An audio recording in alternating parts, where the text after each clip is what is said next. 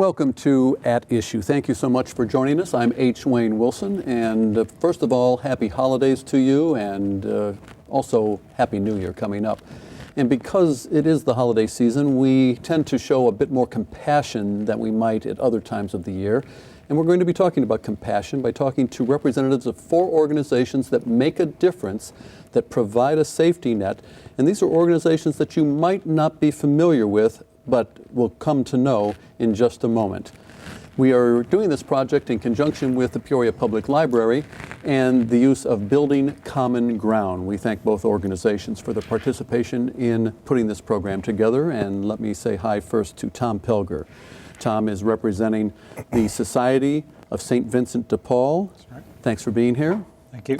Fred Stewart is here. Fred is with a group called METEC. That's M-E-T-E-C. It just stands for METEC now, and we're going to talk about what METEC is just a moment. Thanks for being here. Correct. And Julia James. Julia is a younger looking individual because she's a sophomore at Bradley University, yet started the first collegiate chapter of Cure Search. Thank you for being here. Thank you. And Cindy Schufert is here, and she is the founder of an organization called Threads, Hope, and Love, based in Washington, Illinois. We thank all 4 of you for joining us. And Cindy, last to be introduced, first to talk about Threads, Hope, and Love. First of all, about 3 years old. Mm-hmm. We started in 2009. And why? Why? What inspired you? Well, my inspiration was from a pastor in our monthly newsletter that said, has anybody considered having a clothing giveaway for needy people? And it just kind of hit me in the heart, and it did the same thing to a few other people. So you made the classic mistake and said, yeah. Yeah, I'll do that. And that year we had 2 giveaways at our church, which grew into 9 churches, starting a company the next year. And now there's 10 churches. We just got another one, and we run the company now out of Washington. We're renting a building right now that is going to go up for sale. We would like to be able to buy a building so we have a permanent home. We'll talk about your need for a building in just a moment, but let's talk first about Threads, Hope, and Love. Threads, because primarily you deal with clothing. Primarily we have shoes, toys, other things like that, small household things. And where does it come from? Donations from people in our community. And it goes to people who meet certain income guidelines? No, we don't have any guidelines. We don't ask for, names, phone numbers, anything like that. We trust that people come in that are in need. We can sense when somebody really isn't. The company, when we felt the calling to start this company, we didn't feel that we needed to ask people guidelines, and we were open to everyone. And right now we're serving over 40 communities. Let me turn to Tom for a moment and talk about that question. Sure. Do you have guidelines as to who receives the benefit of your organization? Not really. It's really anyone who has the need. Certainly there's some cases where the need is beyond which we can help with. But other than that, it's anyone who's in need. Don't have to be a member of one of our churches. It's really open to anyone who's in need of assistance. And what kind of assistance does the Society for St. Vincent de Paul offer? It varies a lot around the country, but in this particular area here, it takes 2 primary forms. Either emergency assistance, that's somebody who's generally working a minimum wage job, getting less than 40 hours a month. If everything works great in a month, you can just about get by, but it doesn't take much of a disruption before you get behind. And so we can help somebody get over, past due rent bill, utilities, anything that really helps them stay stable and continue working. In addition, we run a number of food pantries, so food is another area of service. So food and emergency payments to help. Now you don't give the money directly to individuals? No, we pay, if it was a rent payment, we'd be making payment directly to the landlord. If it's Ameren, it's to Ameren.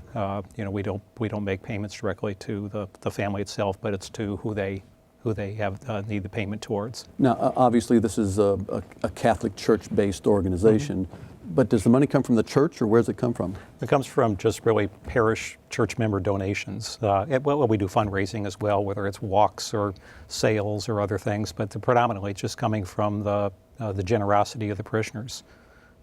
And let's talk about METEC, and people probably are wondering, METEC, M-E-T-E-C, and it used to stand for something, I'm sure, but what is the primary focus of METEC? Our primary focus is to provide financial tools and resources to help individual stabilize their financial situation.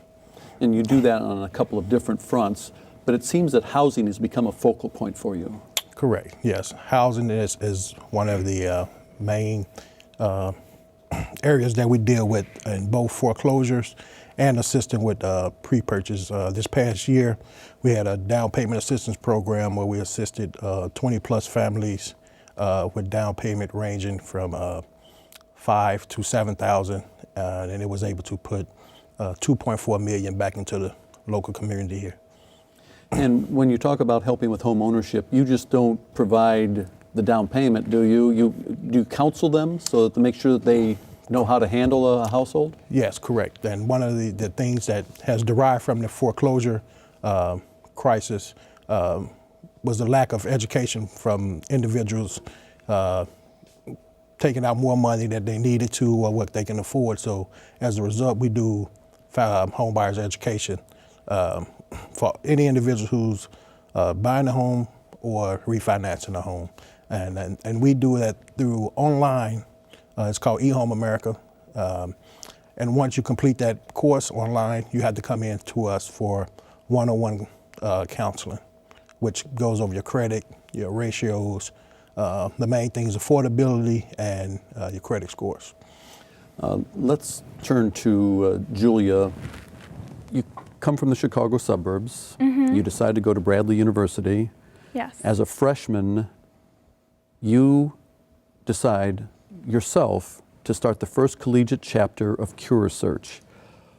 We'll talk about CureSearch in a moment, but Sure. why on earth would a freshman in a new city, in a new university, a new setting, say, yeah, I'll start a collegiate chapter of CureSearch?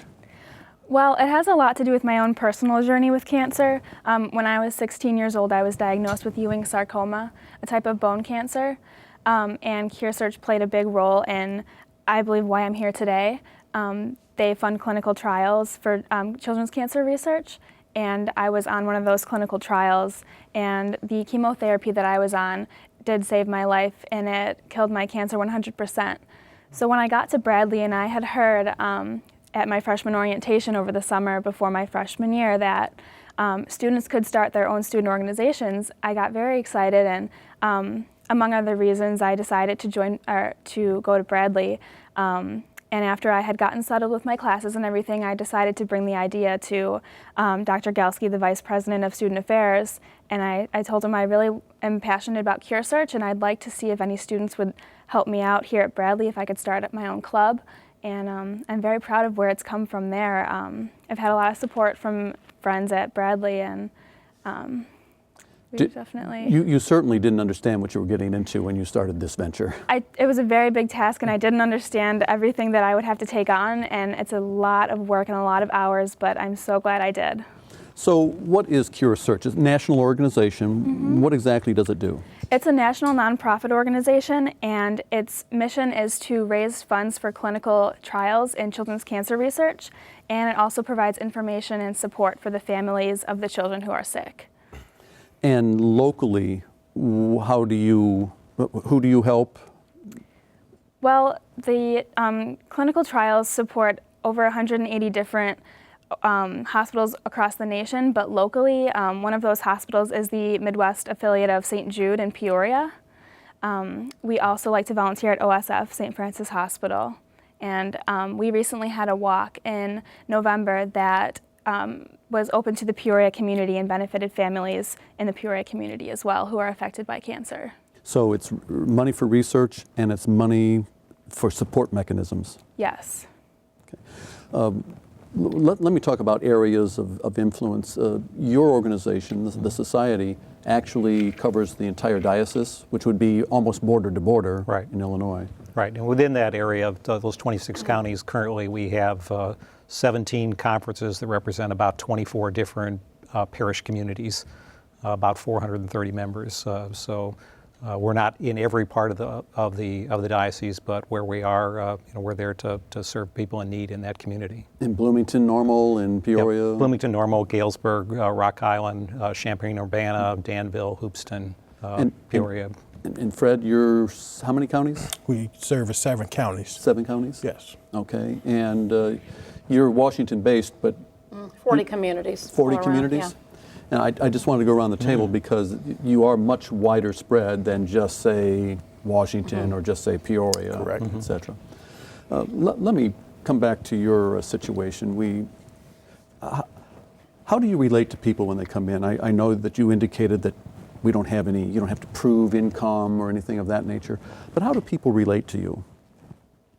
Well, I'm there at the door every time we open up for the public, and I get to see everybody and say hi to them. Everybody has a different reaction when they walk in. Some people are embarrassed that they're there, that they have a need. And over time, some of the people have gotten very comfortable. They bring us food. We have people that bring cookies and fudge, and we have people that are still very shy. I feel that I'm such a part of that group too, because my husband has been disabled, and I've had the calling to do this work, this mission work. So I have no income, and his income is very low. So we're in the same income level as most of my clients. So it makes it so much easier for me to understand what they're going through. And when they come in and they need to talk, they know, some of them know me well enough to know they can sit down and talk to me.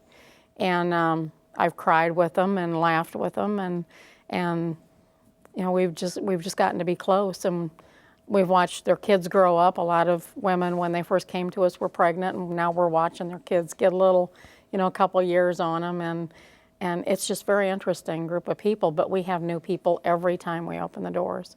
We have a lot of new people too, so the word just keeps spreading. And easy for you to relate to those who benefit from CureSearch?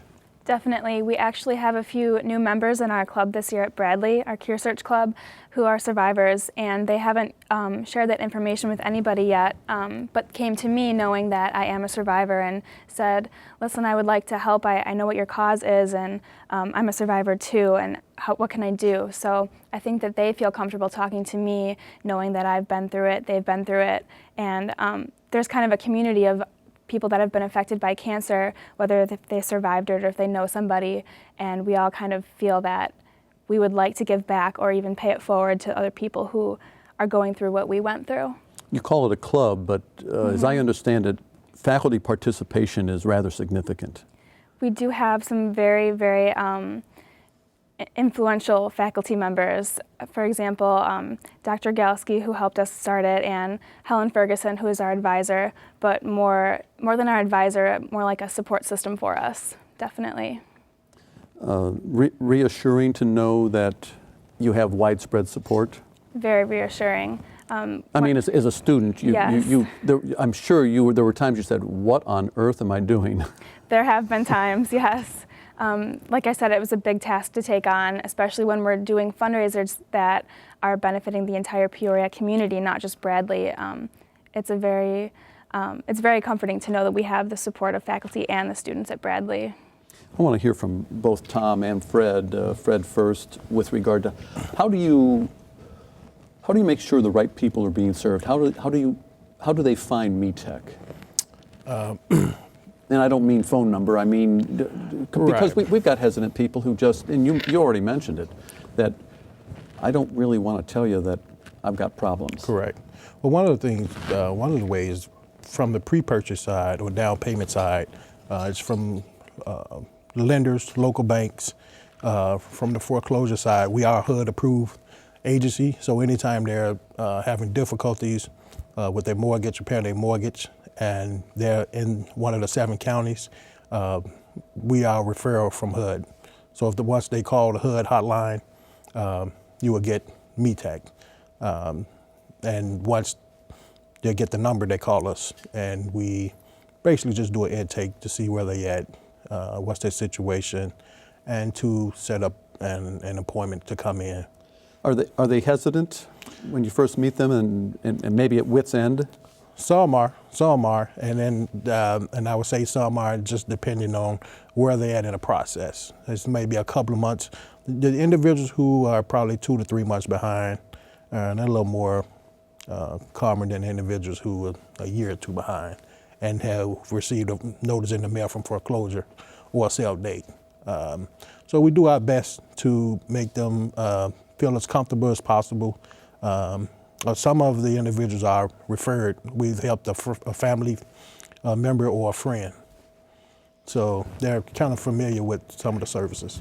Tom, what kind of relationship do you develop as an organization with those who benefit from the society? Well, I mean, certainly, I guess, similar to what Fred just said, most of the people that are calling our helpline or calling one of the churches to get assistance, they found out about us through a friend, a family member, someone else who we've helped.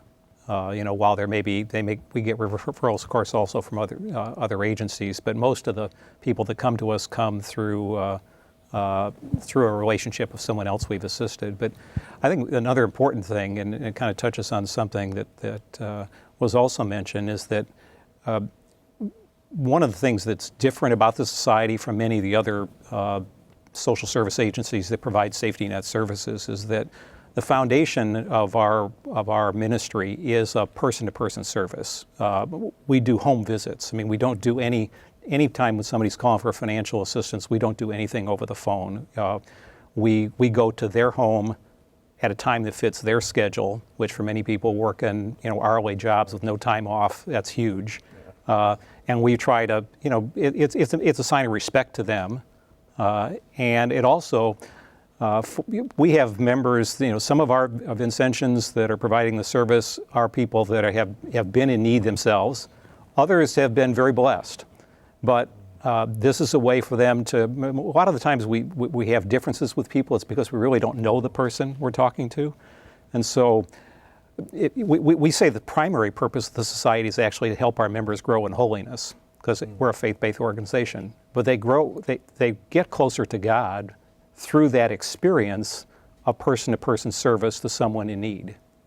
And you get that by going to them at a time that suits them. And so while our interaction with them may be one time, an hour with a home visit and follow-up calls to kind of bring the situation to a close, you do develop a bit of a relationship just from that person-to-person service.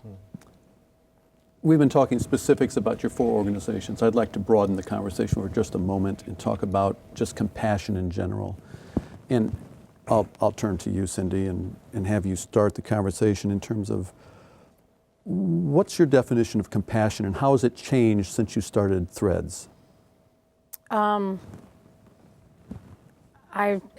that's a hard thing to answer. Just opening your heart to people and looking at people that normally would have been ignored on the street or thought to be, homeless or dirty, or I don't need to help them, or I don't have to talk to them. You learn to love and have compassion for people that are in need and that need help. They may have came from an upper class situation and lost everything they had. The way the economy is, we deal with a lot of people that have started middle class and went down lower class. And it might not have been just a job loss, it might have been a fire. Right. We deal with people that have fires too. But we have a lot of people that just can't seem to get above water. And with the economy the way it was for a few years, they were down there so long that they're so behind in things, they can't get back up. And with children that grow constantly, they can't keep up with clothing needs and paying for school and gas and food and rent. They can't keep up with everything. And Threads is able to step in and give them one thing they don't have to worry about. We can give clothing to the whole family and even help them with school supplies and other needs, and it just gives them a cushion. You were nodding your approval, Tom. Yeah, I mean, certainly from for many of us who grew up in middle class and had always had a bit of a family safety net. You know, yeah, family incomes and times went up and down, but you never were every month operating right at the edge. And so certainly through this work, this ministry of service, you really get a better appreciation for just how difficult it is and the choices that people are forced into making when they're operating right at the edge, month in, month out. The people are very fragile. Yeah, I mean, I guess a sustainable income in this community, for a family of 3, which means they could get by, pay all the bills without any government assistance whatsoever, would require a single income of about $25 an hour. There aren't many $25 an hour jobs out there right now for people without education, and so the difference between being able to pay your bills or getting to a point where either you can't pay the rent, can't keep the heat on, can't feed your family is so fragile for many families that it's until you've actually gotten involved in this type of work, this ministry, you really didn't have much I didn't have much of an appreciation for it. Right. Fred- Those people just didn't get your attention, and now Right. they're your life. Right. They become your life. Fred, your view of compassion and the safety net that exists. My view is just having the overall heart to go above and beyond is what is required for individuals. Because a lot of times, from what we see, individuals struggle because of the lack of knowledge in certain areas, whether it's financial, whether it's education, that's what we see. So I love going to work every day to be that bridge to connect that individual to whatever service or outcome that they need to improve their situation. You, young lady, could have said, I need help, but instead you turned it around. What's your view of compassion? Because you received compassion, Definitely. and now you're giving. When I was 16, I was just a typical teenager. I mean, I would go to high school, hang out with my friends, I played sports, and then all of a sudden you hear the words, you have cancer, and your whole world just kind of changes completely in an instant. And the way that my community back home came together to support me was amazing. And I'm starting to see that here in Peoria too, with the start of Cure Search at Bradley and in Peoria. I'm seeing that Peoria also has this amazing safety net and support system of a community that supports children who are going through this. Sometimes organizations that offer help need help. Threads Hope and Love may be in need of some help, at Yes. least from a building point of view. Yes. What's the status of your location? Right now, we're renting a building, and we're not going to be able to afford the rent very much longer. We're working on a capital campaign, which is a separate money account for us, to get the funding to buy the building or a similar building. And the 2 buildings that we've been looking at are $200,000. We have part of that money already given to us, and we need funding desperately. I mean, we're like a typical mission. We need funding. And we know this mission is something that is not going to go away. Even if the economy gets better, the need is not going away, and we need to continue. And we know that money is not going to your salary. No, it's definitely not. Nobody gets any money. Nope, you have to bring your lunch when you come to work. We need funding to buy a building so we have a permanent home. We don't have to worry about losing our location or being shut down for a long period of time while we regroup to restart. And then all these people are kind of, lost. And you have a location as well, Fred. Yes, we're located at 2605 West Krause in the old Harrison Library, right next to the New Harrison School. Harrison Learning Center, I'm instructed, Yes, is the right. new Correct. terminology for schools. I learned that just the other day. Now, you don't have a location, a physical location. No, I mean, well, for most of our emergency services, our members are all working out of their homes to provide that assistance. We do operate a number of food pantries. Those are generally located in conjunction with one of our parish churches. But other than that, there's no physical property that we own in the diocese. And Julia, you don't have a location either. Just a group of students at Bradley. Okay. So. If I want to say thank you to all of you, Tom Pelger of the Society of St. Vincent de Paul, Julia Janes of Cure Search, Bradley University, Fred Stewart of METEC, and Cindy Schuford of Threads Hope and Love. Thank you all. Thank you. If any of you out there would like to help these individual organizations or other organizations, please give the television station a call, 677-4747, 677-4747, and we'll pass along the contact information so that you can help support them in their effort to show compassion. And we thank you for your time watching At Issue. We wish you the best of holiday wishes, and we hope to see you on the other side of the new year.